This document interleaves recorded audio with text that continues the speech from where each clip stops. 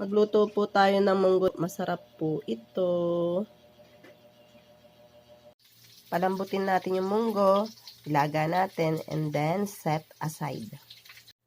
Pag mainit na ang mantika, igisa na natin ang ating ingredients. Unahin ang bawang, sunod ang sibuyas at kamatis.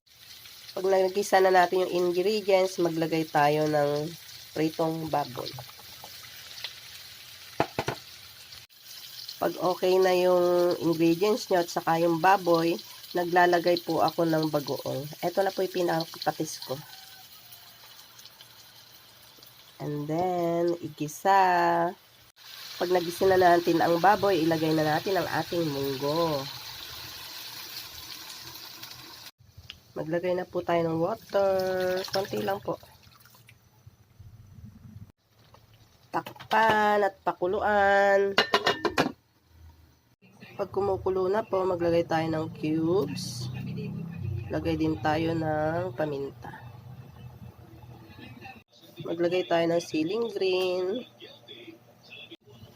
Maglagay tayo ng talbos. Yan po yung nabinili ng asawa ko. Tikman nyo po, kung matabang, maglagay po kayo ng granules. Pagluto na po yung sili nyo, patayin nyo na po, i-plating. Salamat po sa panonood. Baka pwede naman pong paki-like na rin. Thank you!